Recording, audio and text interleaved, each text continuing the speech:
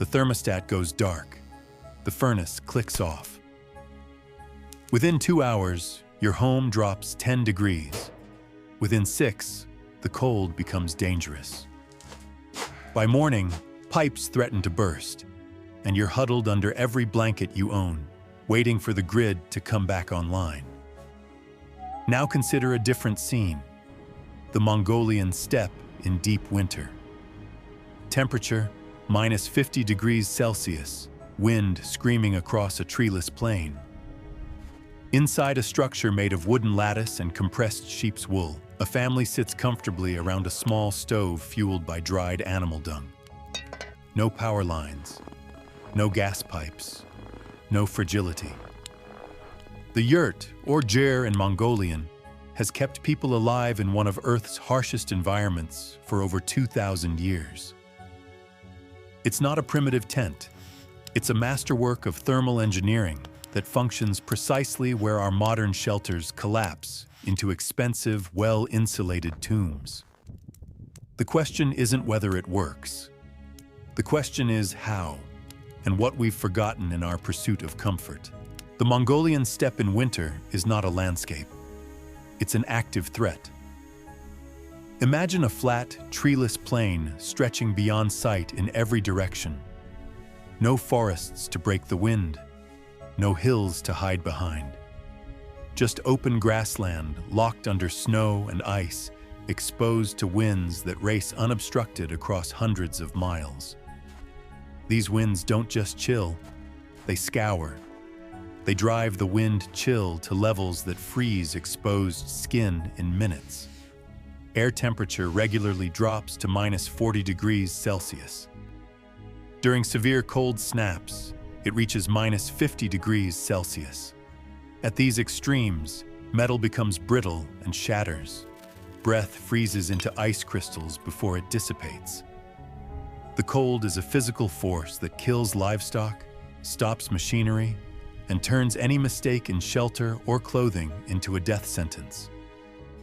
Then there's the dzud, a Mongolian term for a catastrophic winter event where extreme cold combines with heavy snow, burying pastures and decimating herds. A dzud isn't rare. It's a recurring feature of the climate, baked into the rhythm of steppe life. Survival here isn't about weathering an occasional storm. It's about enduring a season-long siege every single year. Now contrast that with the modern home during a winter power outage. The house is well built, insulated walls, double-pane windows, a furnace designed to maintain 20 degrees Celsius in sub-zero weather. But every bit of that performance depends on natural gas flowing through underground pipes and electricity running the blower fan and thermostat. Cut that supply, and the system fails completely. Within the first hour, the temperature inside begins to drop. The thermal mass of the walls and furniture slows the loss, but it doesn't stop it. By hour 6, the interior matches the outside air. The house becomes a cold trap. Occupants pile on layers, huddle in one room, and wait. They are helpless, severed from the vast infrastructure that made their comfort possible. The modern shelter is a marvel of engineering, but it is not resilient. It is a node in a network. Remove the network, and it becomes a liability. Back on the steppe, the yurt stands alone.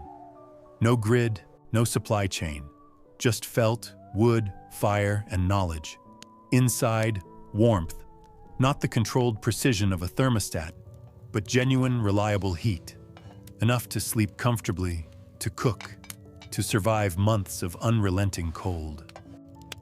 The yurt succeeds where we fail, not because it's simpler, but because it's complete. The stove sits in the exact center of the yurt. It's a simple iron cylinder, sometimes steel, sometimes cast iron, depending on what the family can afford or fabricate. A flue pipe rises straight up through the tonneau, venting smoke to the outside. There's a small door for loading fuel and a grate at the bottom for airflow. No blower fan, No thermostat, no complexity, but its placement is everything. Centered in a circular structure, the stove radiates heat in all directions simultaneously. No part of the yurt is favored. No wall is closer to warmth than another. The heat spreads evenly, reaching every person, every sleeping platform, every corner of the interior with equal intensity. In a rectangular room, a stove placed against one wall creates hot and cold zones. The yurt eliminates that problem through pure geometry. The metal body of the stove becomes a thermal mass. As the fire burns, the iron heats to several hundred degrees. That heat radiates outward as infrared energy, the same warmth you feel standing in sunlight. Long after the fire dies down to embers, the stove continues radiating stored heat into the space. The flue pipe does the same. Several meters of hot metal rising through the center of the yurt, radiating warmth along its entire length before the heat finally escapes through the crown. It's a secondary radiator, extending the effective heating surface beyond the stove itself. Then there's convection. Hot air rises. In the yurt, it rises toward the tonneau, then cools slightly as it nears the felt walls, becomes denser, and sinks back down along the curved surface. This creates a continuous circulation pattern, a convection loop that distributes warmth throughout the interior without any mechanical assistance. The felt walls are key to making this work. They're cool enough to cause air to sink, but insulated enough that they don't bleed heat so fast the system collapses. The circulation is gentle, constant, and self-regulating. The stove creates a microclimate, a warm bubble in the center of a frozen wasteland. But the stove is only half the system. The other half is fuel. On the Mongolian steppe, there are no forests, no trees to fell, no wood to split and stack. The landscape is grass, rock, snow, and sky. For most of human history, that would make fire impossible. The Mongols solved it with argal, dried animal dung, specifically the dung of cattle, yaks, horses, sheep, and camels, the same herds that provide milk, meat, leather, and transportation. In summer and autumn, families collect fresh dung and spread it in the sun. Within days, the dry steppe air desiccates it into hard, light cakes. These are stacked near the yurt or stored inside, a supply of fuel that accumulates naturally as a byproduct of the animal's existence. To an outsider, burning dung seems primitive, desperate, the option of last resort. It's not. It's elegant. Argal burns slowly. A wood fire roars hot and fast, requiring constant feeding and attention. Argal smolders, producing steady, moderate heat over hours. Load the stove before bed, dampen the airflow slightly, and it will burn through the night without intervention. By morning, embers remain, ready to be stoked back to flame with a few fresh pieces. This slow burn is ideal for the yurt. The goal isn't to create a blast furnace. It's to maintain a stable temperature, just warm enough to sleep without heavy blankets, to melt ice for water, to cook without freezing. Argal delivers exactly that. The dung is also remarkably clean burning when fully dried. Smoke is minimal. There's a faint, earthy smell, but not the acrid thickness of green wood or coal. The stove vents efficiently through the tonneau, and the felt walls breathe out any residual moisture or particulates. And it's renewable. Every day, the herds produce more. There's no depletion, no scarcity, no need to travel long distances or trade for fuel. The energy system is closed loop. Livestock eat grass, produce dung, and that dung heats the shelter that protects the people who tend the livestock. This is not primitive. It's sustainable in a way modern heating systems are not. A natural gas furnace depends on wells, pipelines, refineries, and distribution networks spanning thousands of miles. A single break anywhere in that chain, and the system fails.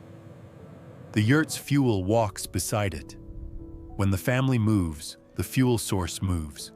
When they settle, fuel accumulates. It's decentralized, resilient, anti-fragile.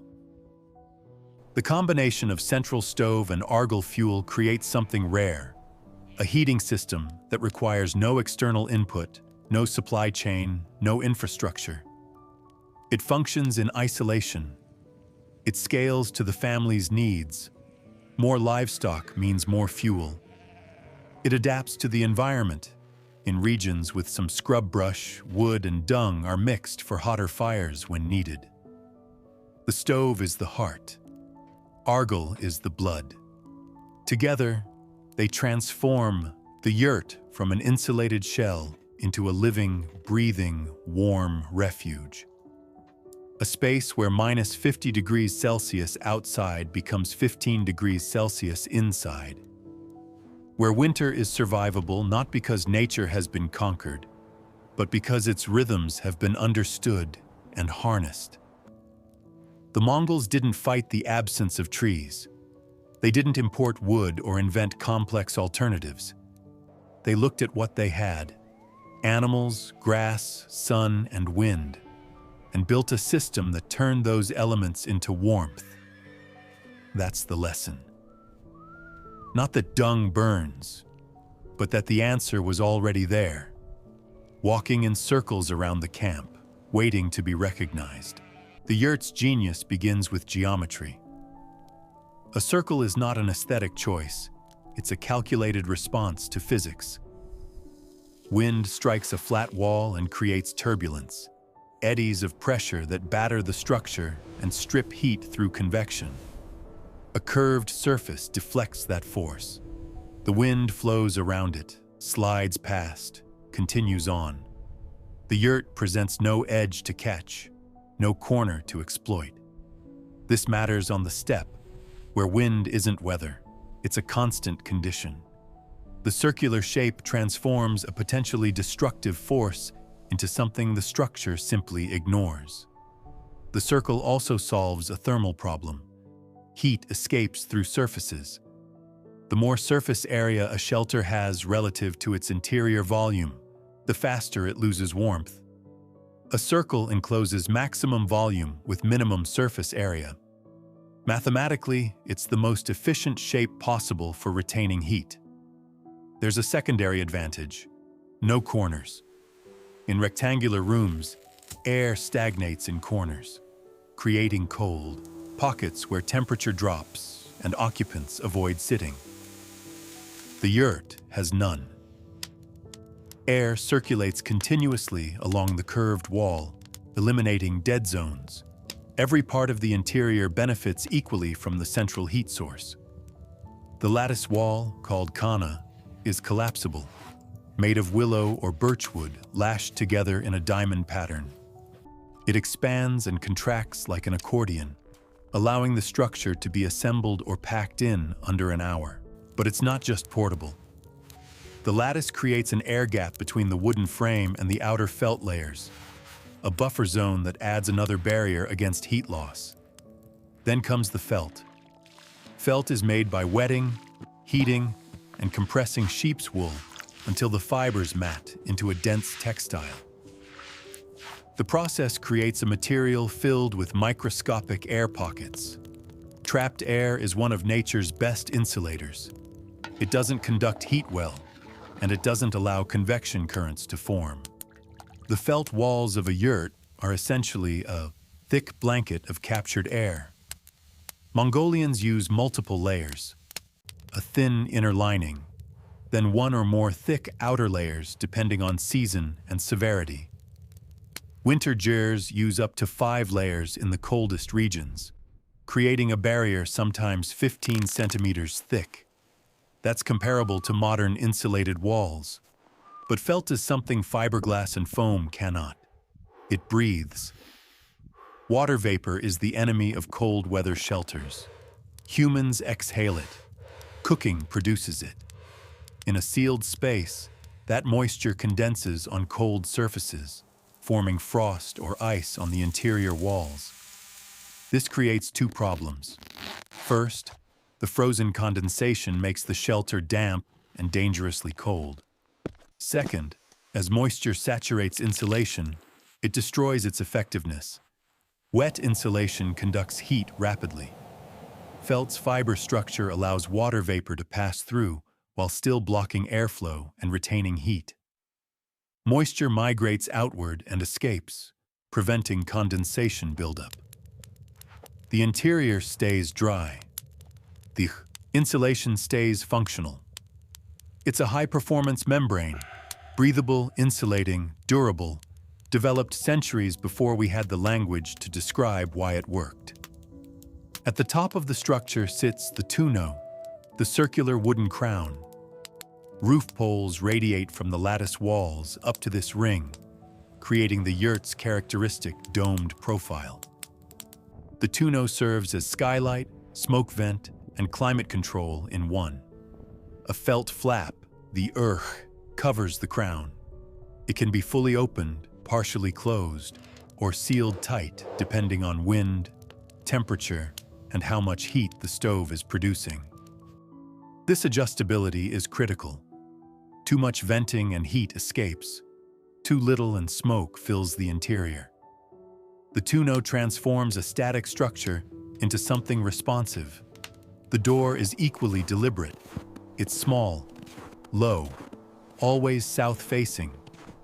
South orientation captures the low winter sun's arc across the southern sky, bringing passive solar heat and light into the interior during the short daylight hours. The small size and low height minimize convective heat loss. The rush of warm air out and cold air in that happens every time the door opens. A high wooden threshold forces occupants to step up and over, further reducing the cold air that can spill inside at ground level. Even the door's construction shows thermal intent. It's often double-layered, with felt sandwiched between wood or heavy fabric. In extreme cold, a second felt curtain hangs inside as an airlock. Every component of the yurt, shape, materials, openings, has a thermal function. There are no decorative elements that compromise performance. The structure is a unified system where geometry, insulation, and airflow control combine to create a livable envelope in conditions that would kill an unprotected human in hours. The yurt doesn't overpower the cold. It manages it, deflects it, breathes through it. And in doing so, it transforms a hostile environment into a space where life continues. The yurt itself is not enough. Strip away the context. Place it on flat ground in full wind exposure. Fill it with people wearing thin cotton. Leave the door propped open, and it fails. The structure is brilliant, but it's only one element in a larger system. The Mongols understood this. Survival wasn't about building a perfect shelter. It was about aligning every decision, every behavior, every piece of clothing, and daily routine with a single goal: conserving heat. The first decision happened before a single lattice pole was unfolded: where to place the winter camp. Nomads didn't scatter randomly across the steppe. They read the land like a text, searching for uval-ju, winter pastures tucked into sheltered zones, the lee side of a hill, a river valley where the land dips below the plain, a natural depression ringed by low ridges. These places offered something the open steppe did not: protection from wind. Wind is the true killer. Still air at -40 degrees Celsius is survivable with proper clothing and shelter. Add wind, and convective heat loss strips warmth from any surface faster than the body or stove can replace it. A yurt standing in open wind loses heat continuously, forcing the stove to work harder, burning through fuel, creating a cycle of depletion. Place that same yurt behind a hillside, and the wind passes overhead. The temperature is identical, but the effective cold is halved. The stove's heat stays inside longer. Fuel lasts longer. The margin between comfort and crisis widens. This wasn't luck. It was microclimate management, using the landscape itself as the first and largest windbreak. The terrain did work, the yurt couldn't. The second layer of the system was clothing. The traditional Mongolian robe, the deal, is not a garment. It's a wearable shelter. Heavy wool or silk brocade, layered and quilted, cut long to cover from neck to ankle. The sleeves extend past the hands, folding back to expose fingers when needed, dropping down as instant mittens when not. A wide sash, bus, wraps around the waist multiple times, cinching the robe and trapping a thick layer of insulating air against the torso. The deal is worn loose. This isn't about fashion. Loose fabric traps more air. Tight clothing compresses insulation and allows body heat to escape. The robe creates a microclimate next to the skin, warmed by body heat, held in place by the outer layers. Inside the yurt, people didn't strip down to shirt sleeves. They loosened the deal, opened the collar, let some air circulate. But they stayed layered. This reduced the temperature differential between body and air. If your skin is warm and your clothing is warm, you need less ambient heat to feel comfortable. The result? The yurt didn't need to be 20 degrees Celsius. It could sit at 10 degrees Celsius or 12 degrees Celsius, and occupants remained comfortable because their personal insulation was doing half the work. Less heat required meant less fuel burned, less time spent tending the fire, more margin for error. The third layer was routine. Winter life in a yurt became ritualized, not out of tradition for its own sake, but because certain behaviors conserved heat and others bled it away. Minimize door openings. Every time the door swung wide, cold air poured in at ground level and warm air spilled out at the top. A convective exchange that could drop interior temperature by several degrees in seconds. Tasks were batched. If you needed to step outside, you brought back water, checked the livestock, and gathered argal in one trip rather than 3. Seal gaps at night. Felt flaps around the door were pulled tight. The tonneau cover adjusted to vent smoke but retain heat. Small gaps in the lattice were stuffed with cloth or wool. Sleep placement was calculated. The area directly around the stove was too hot for sleeping. The space near the door was drafty. Sleeping platforms were positioned along the back and sides, far enough from the stove to avoid overheating, close, enough to benefit from radiant warmth and convection currents. Elders and children, who felt cold more acutely, were given the warmest spots. Even the rhythm of fire tending mattered. Load the stove heavily in the evening, let it burn down overnight, wake to embers, and rebuild the fire at dawn. This pattern matched the body's tolerance. People sleep warmer under blankets and need less ambient heat. By morning, when activity resumed and blankets came off, the fire was stoked back to full output. None of this was written down. It was passed from parent to child, encoded in 1,000 small actions, refined over generations. The knowledge was behavioral, spatial, rhythmic. It wasn't just about knowing how to build a yurt. It was about knowing how to live in one. The Mongols didn't heat their shelters to overcome the cold. They layered defenses, landscape, structure, clothing, and behavior, so that each element reduced the burden on the next. The terrain blocked wind. The yurt trapped heat. The deal insulated the body. Routine minimized loss. The system worked because no single part was asked to do everything. That's the forgotten principle. We expect our homes to maintain comfort regardless of how we live in them. Thermostats compensate for open doors, thin clothing, poor placement. The house does all the work, and we do none. The yurt demanded partnership. It provided shelter, but the occupants had to meet it halfway. In return, it delivered something our systems often cannot: reliability without dependency, warmth without a grid, survival without waiting for someone else to fix what broke. The yurt wasn't just a structure. It was the center of a choreography, a way of living deliberately, in sync with shelter and environment. And that choreography, as much as the felt and fire, is what kept people alive at -50 degrees Celsius. The yurt's genius isn't in one invention. It's in synergy. The aerodynamic shape deflects wind and maximizes thermal efficiency. The felt insulation traps air while breathing out moisture. The central stove radiates heat in all directions, fueled by renewable dung that burns slow and steady. The camp sits in a wind-sheltered microclimate. Clothing creates personal insulation. Behavior conserves every degree. No single element could survive alone. Together, they form a closed loop where people, animals, shelter, and fuel interconnect into a self-sufficient whole.